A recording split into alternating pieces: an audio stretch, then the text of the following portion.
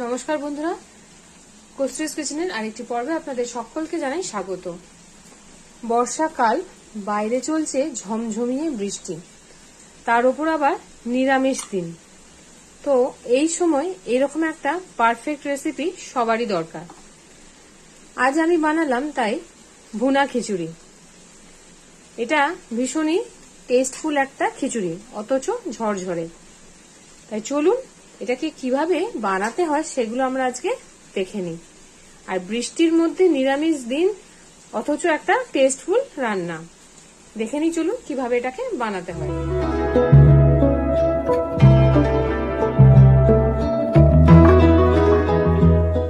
এই ভুনা খিচুড়িটা বানাতে আমাদের লাগবে ডাল। আমি নিয়েছি মুগ ডাল, এটা আছে 1.5 কাপ। আর তার সঙ্গে নিয়েছি বাসমতি চাল, এটাও আছে 1.5 কাপ। রান্নাটা হবে ঘি আর তেল মিশিয়ে। আর কিছু মশলাপাতি লাগবে, সেগুলো আমরা দেখিয়ে দিই। লাগবে হলুদ গুঁড়ো, জিরে গুঁড়ো, লঙ্কার গুঁড়ো, ধনে গুঁড়ো, আর কাজু, কিশমিশ, তেজপাতা, শুকনো লঙ্কা, গোটা জিরে, গোটা ধনে, মৌরি, ছোট এলাচ, লবঙ্গ, দারচিনি, গোটা গোলমরিচ আর একটু বড় এলাচ। এটাকে আমরা ভাজা মশলা আগে করে নেব। তারপরে একটা ফোড়ন লাগবে, তার জন্য লাগবে গোটা জিরে, তেজপাতা, শুকনো লঙ্কা, একটু দারচিনি, লবঙ্গ আর আদা বাটা। আমরা কিছু সবজি দেবো এতে। আমার লাগছে টমেটো আর আলু ফুলকপি। তবে শীতের সবজির সময় অনেক রকম সবজি থাকে, যেমন আরো কড়াইশুঁটি, গাজর, এগুলো আপনারা কিন্তু এতে দিতে পারেন। তাহলে চলুন শুরু করি আমরা ভুনা খিচুড়ি। প্রথমে সব গোটা মশলাগুলো শুকনো খোলায় ভেজে নেব। এর মধ্যে রয়েছে গোটা ধনে, জিরে, মৌরি, ছোট এলাচ, বড় এলাচ, লবঙ্গ, দারচিনি, তেজপাতা, শুকনো লঙ্কা আর গোটা গোলমরিচ। এগুলোকে আমরা আগে শুকনো খোলায় ভেজে নিচ্ছি।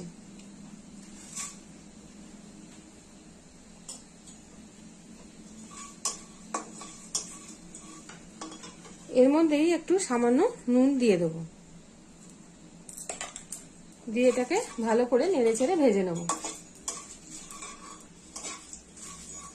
মশলাটা ভাজা হয়ে গেছে, সুন্দর গন্ধও বেরোচ্ছে। এবার এটাকে আমরা একটু ঠান্ডা করে নিয়ে গুঁড়ো করে নেব। এবারে কড়াতে সর্ষের তেল দিয়ে দিয়েছি। এর মধ্যে এবার দিয়ে দেবো আলু ফুলকপিগুলো।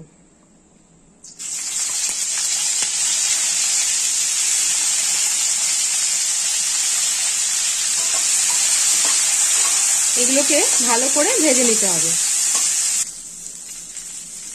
ভাজা হয়ে গেছে আলু ফুলকপিগুলো, এবারে তুলে নেব।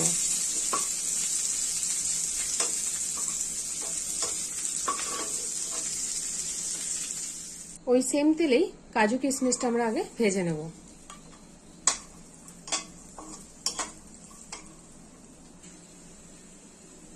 ভাজা হয়ে গেছে, এবার এটাও তুলে নেব।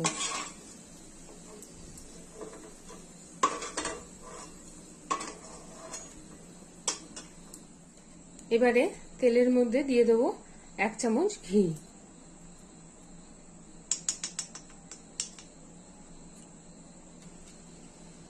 গরম হয়ে গেছে ঘি আর তেলটা, এবারে আমরা ফোড়নটা দিয়ে দেবো।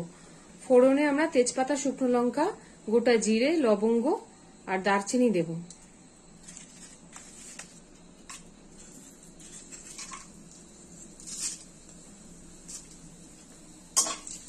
একটু নেড়ে চেড়ে নেব।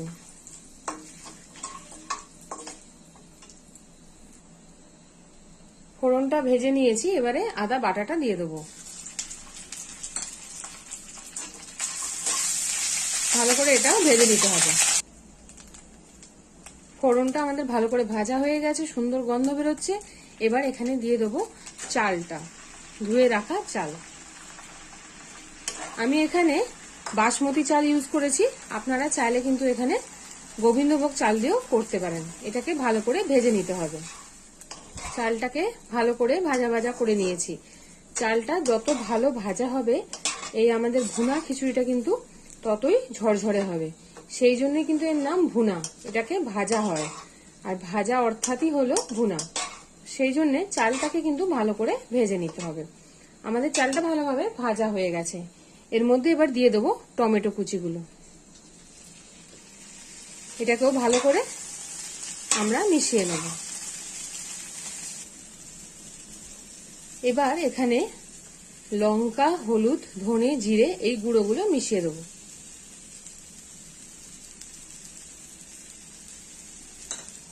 দিয়ে ভালো করে নাড়াচাড়া করে নেব।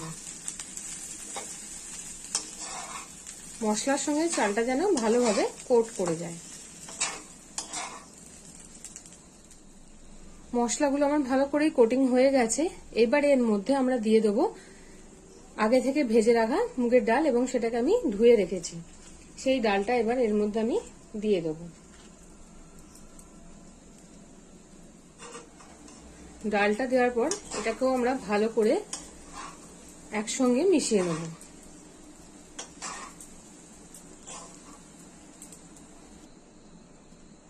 এবার ভেজে রাখা কাজু, কিশমিশ আর আলু ফুলকপিগুলো এর সঙ্গে মিশিয়ে দেব।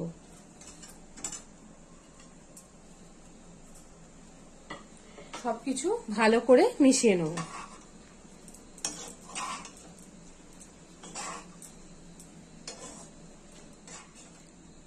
পারফেক্ট খিচুড়ি বানাতে গেলে অনেকেই কিন্তু সমপরিমাণ চাল ডাল দেন, তবে ডালের পরিমাণটা যদি একটু বেশি হয় তাহলে সেক্ষেত্রে খিচুড়ি কিন্তু খেতে অনেক বেশি ভালো হয়।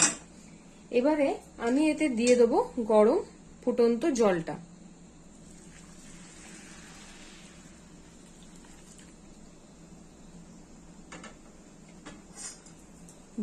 এক কাপ চাল 1 কাপ ডাল মানে 2 কাপ, তার জন্য আমি দিয়েছি 4 কাপ গরম জল। এবার পরিমাণ মতো নুন দিয়ে দেবো।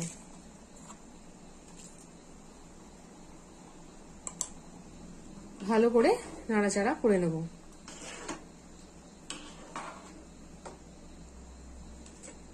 এবার এটাকে ঢাকা দিয়ে রেখে দেব।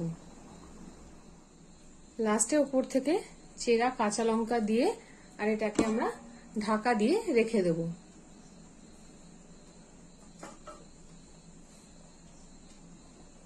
আঁচটাকে মিডিয়ামে রেখে আমরা এটাকে 10 মিনিট পর দেখব।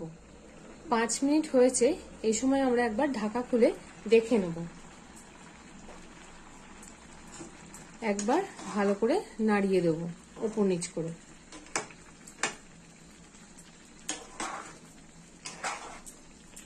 এই সময় আমরা একটু চিনি ওপর থেকে দিয়ে দেবো। চিনিটা দেবেন স্বাদ অনুযায়ী। আমি 2 চামচ চিনি এতে দিলাম।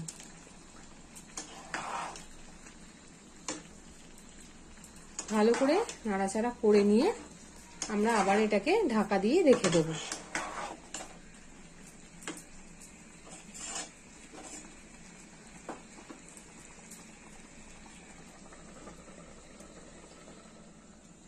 দশ মিনিট আমাদের হয়ে গেছে, একবার খুলে একবার দেখে নেব।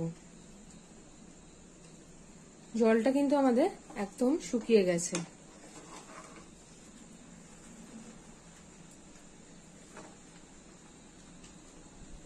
এবং দেখুন চালও কিন্তু সেদ্ধ হয়ে গেছে, চাল ডালটা। তবে ডালটা একটু দানা দানাই থাকবে, কিন্তু এটা সেদ্ধ হয়ে গেছে। দেখুন, আপনারা দেখলে বুঝতে পারবেন যে ডালটা পুরোপুরি সেদ্ধ হয়ে গেছে, কিন্তু টেক্সচারটা আছে কিন্তু দানা দানা। এই পর্যায়ে এটা আমাদের মোটামুটি কমপ্লিট, কিন্তু একটু কয়েকটা জিনিস দেওয়া বাকি রয়েছে, সেগুলো এবার আমরা এক এক করে দিয়ে দেবো। নামানোর সময় একটু ঘি তো অবশ্যই দিতে হবে।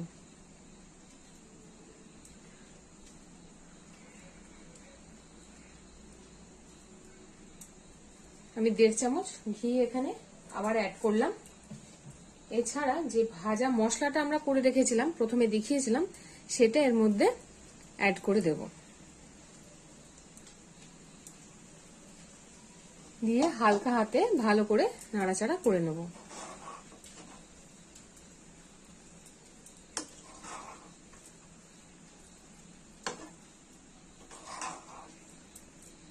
আলু কফিগুলো ছোট ছোট আমি টুকরো করে দিয়েছিলাম যাতে সেদ্ধ হয়ে যায়। তো আলু কফিও কিন্তু আমাদের ভালোভাবেই সেদ্ধ হয়ে গেছে। এইবারে গ্যাসটাকে অফ করে এটাকে আমরা খানিকক্ষণ স্ট্যান্ডিং টাইমে রেখে দেবো, অন্তত 15 মিনিট।